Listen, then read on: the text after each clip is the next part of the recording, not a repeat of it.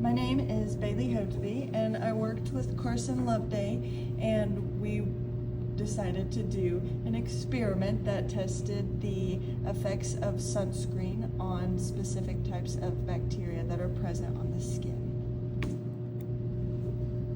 This experiment aimed to determine how long Staphylococcus aureus and Staphylococcus epididymis could survive under UV radiation when protected by different sunscreens under 12 inches of sunlight.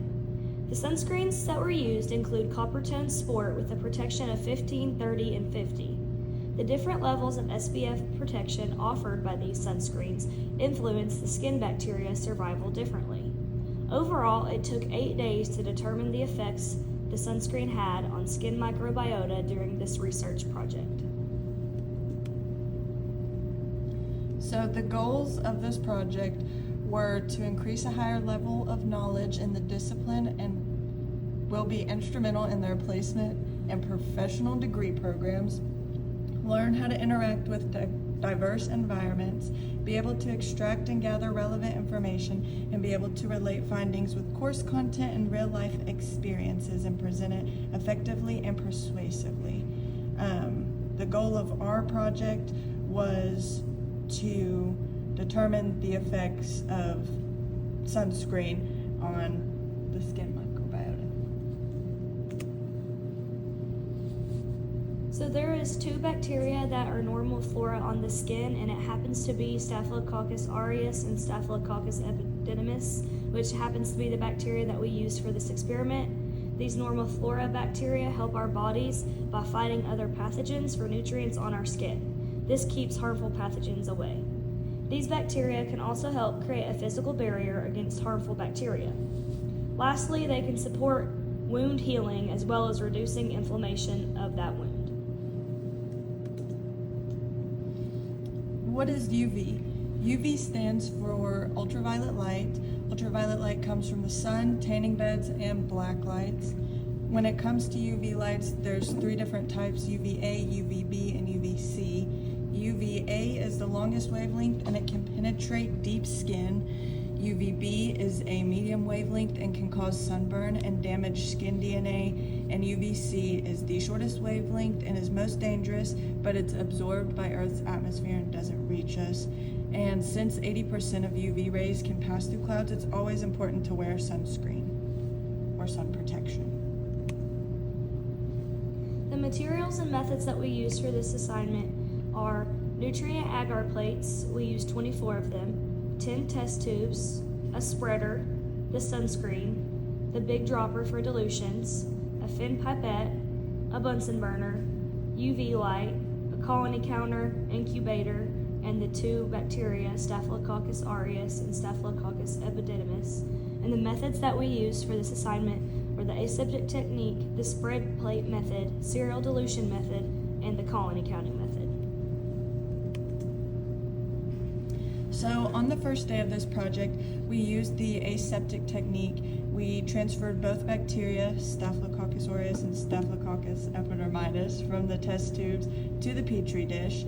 We did this as a backup method just in case one of our tubes of bacteria broke. That way we would, have bacteria readily available whenever we needed it.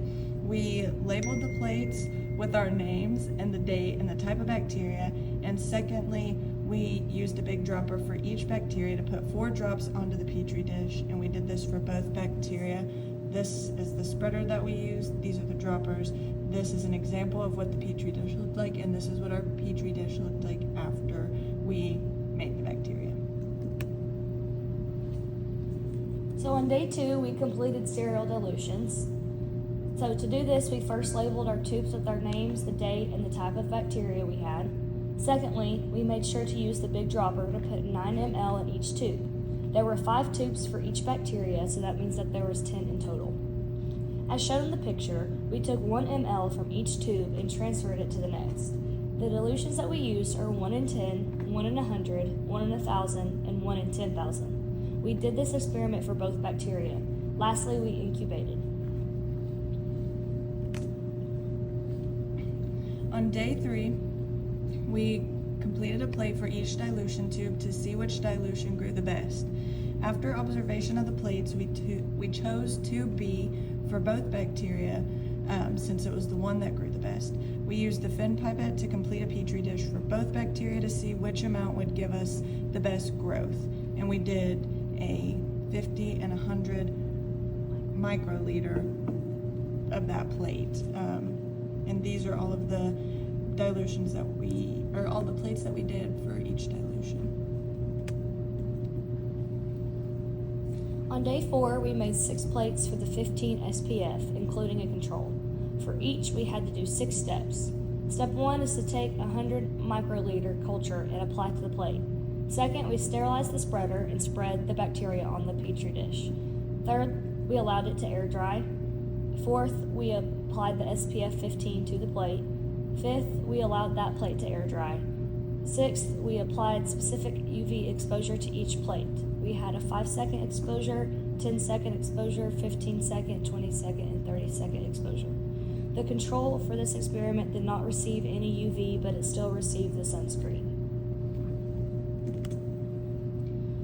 On the 5th day, we did the exact same thing except for the 30 SPF. So we took 100 microliter of the bacteria and we applied it to the plate.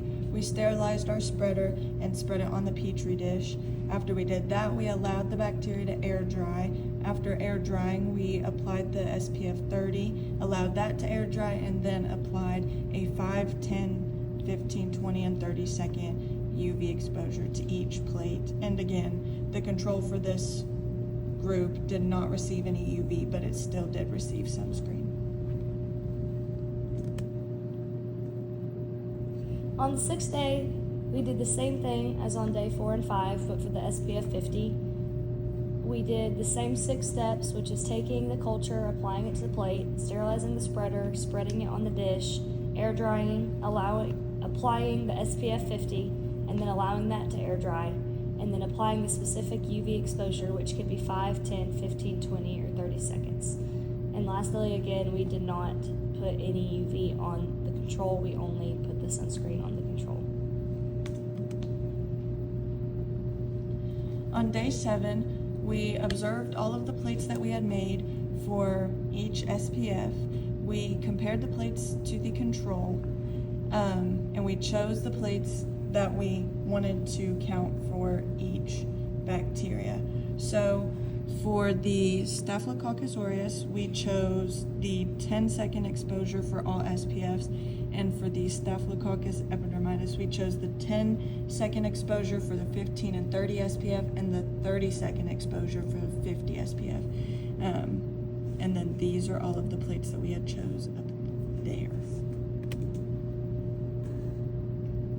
So on day 8, we marked the plates to begin the colony counting. So to do this, we drew 3 1-centimeter squares on each plate as shown in the pictures. And then we used the colony counter to count the amount of colonies in each square. After that, we added up the 3 totals, took the mean of the 3, and multiplied it by 15 to get the total.